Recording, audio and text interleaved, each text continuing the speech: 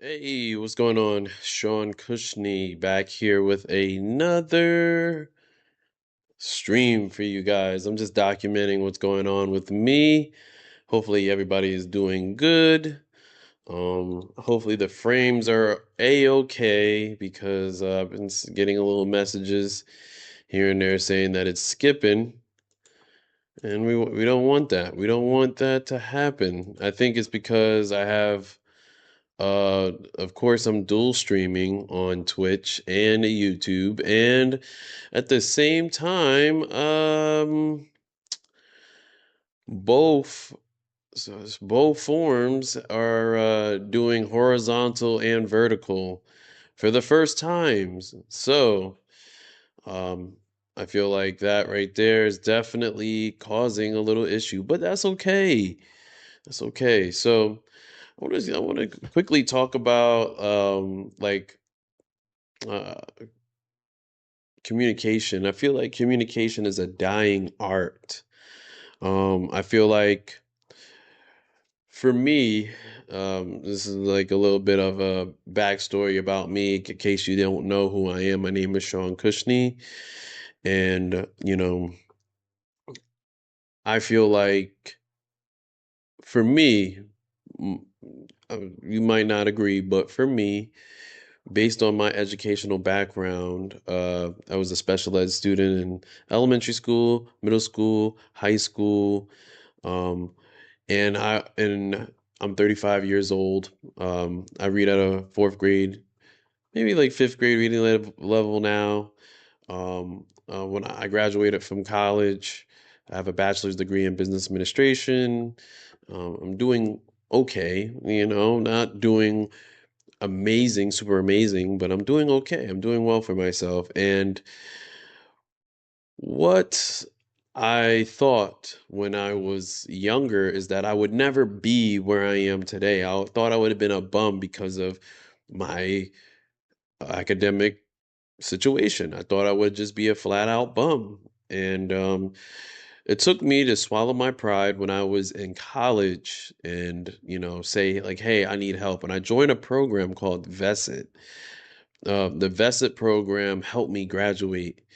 Not only did it help me with tuition, but it helped me get tutors. It helped me with gas, getting back and forth to college and, home and all that. It really, really, really helped me out a lot. Like a lot, a lot, a lot.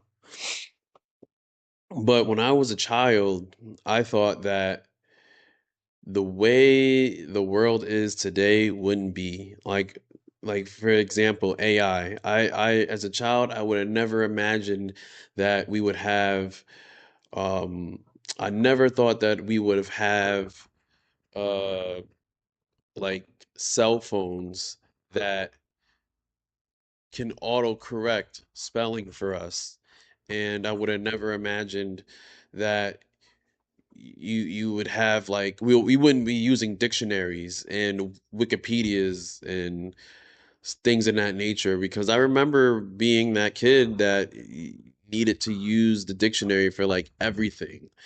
Like I was the type of kid where, you know, I didn't take no for an answer. I've strived really, really hard to get out of those special ed classes, and I believed in myself. I didn't care if the teachers didn't believe in me or my parents didn't believe in me, or, you know, um, it kind of left me a little jaded and scarred because of that, because I had that hunger in me. So like I have some jaded ways. I'm a little toxic in certain areas and stuff. But this stems from that underdog feeling that I will talk later about on being an underdog. I think being an underdog is 100% amazing. It's awesome. Like you should want to have that dog in you, that fight in you. If you want to win, you want to be successful, you need that. But getting back into communication, communication is a dying art because with all the technology and all of like the social media apps and stuff, and with all the ways to make uh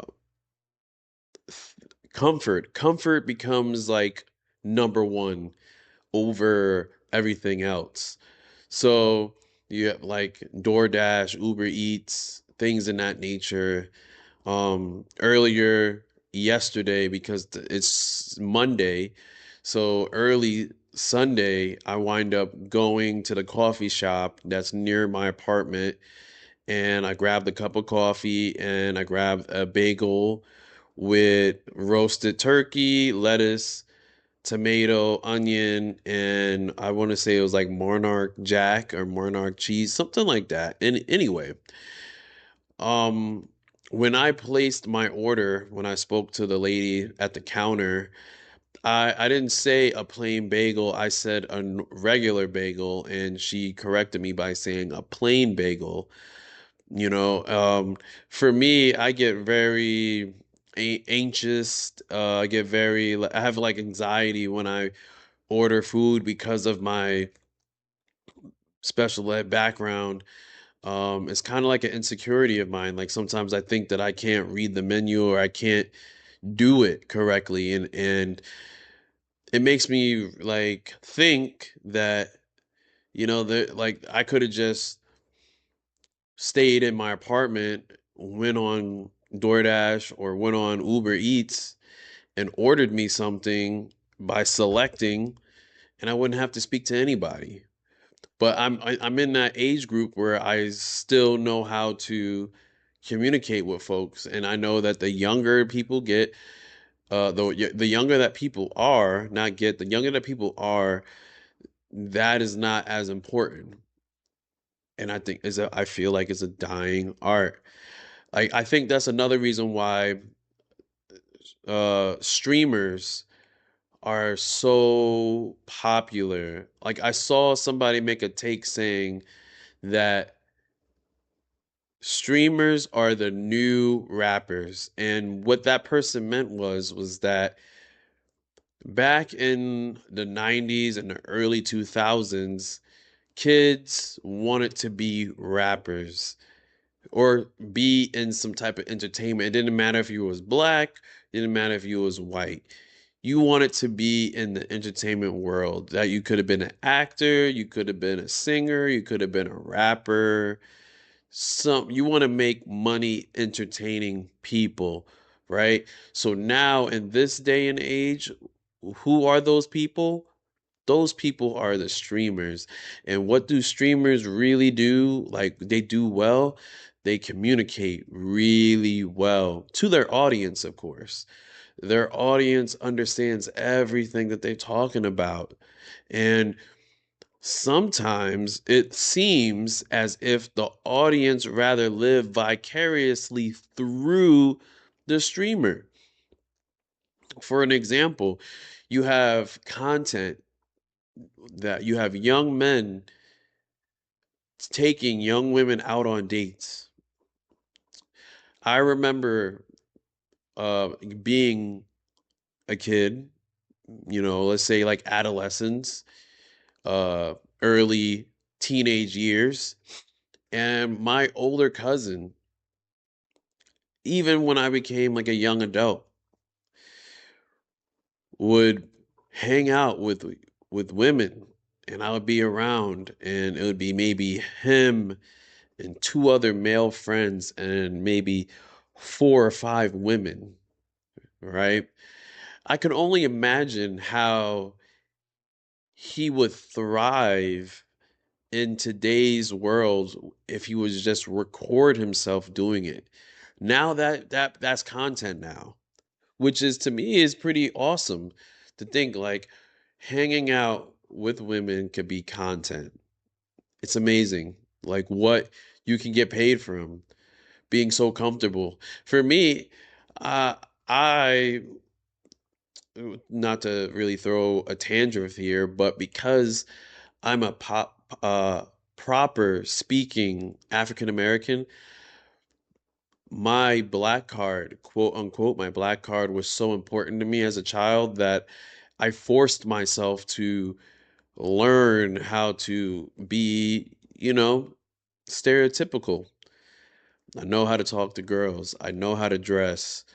But but the caveat to that is that um, I dumb myself down and I'm already in special ed classes, right? Being a class clown, getting kicked out, fights. Um, and what's one of the things I really regret as a child is that I threw away all of my hobbies that I like to do. Like I love playing video games, which I'm about to do after I get done talking. I'm going to play Death Stranding 2.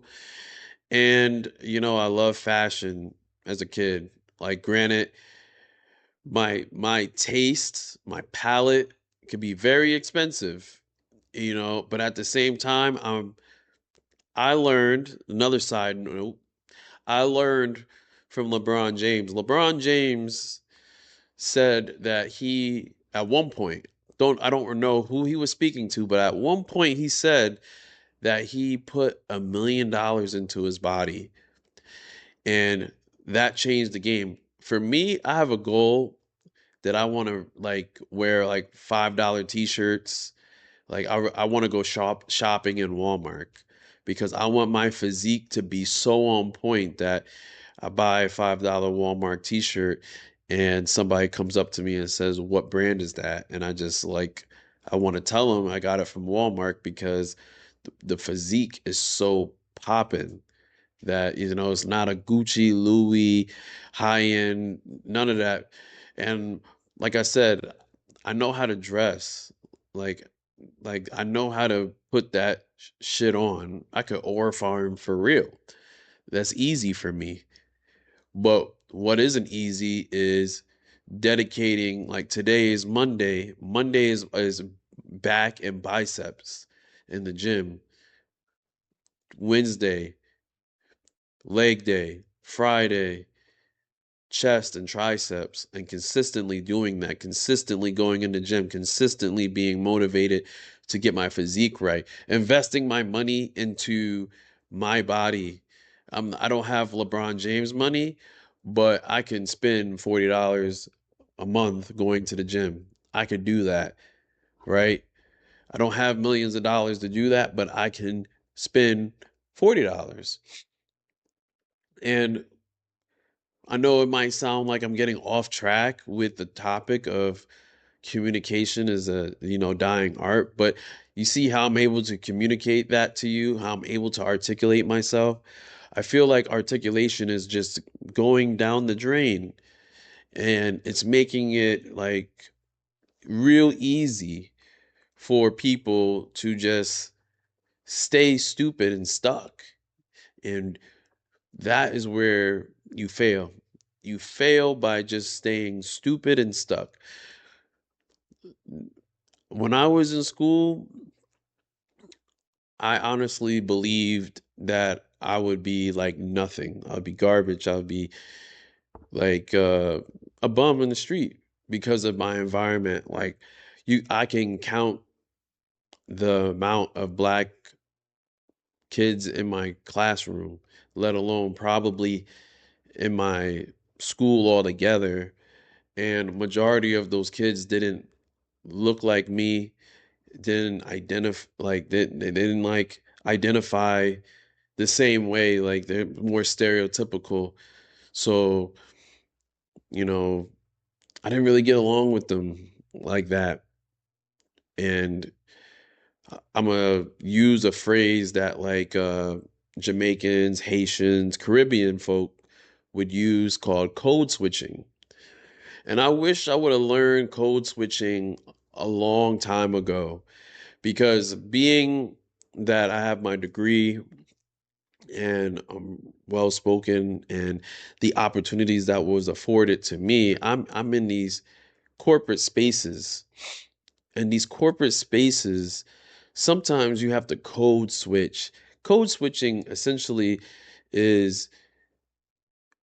when you're able to talk in a slang and then dial that back and you'll be able to talk properly.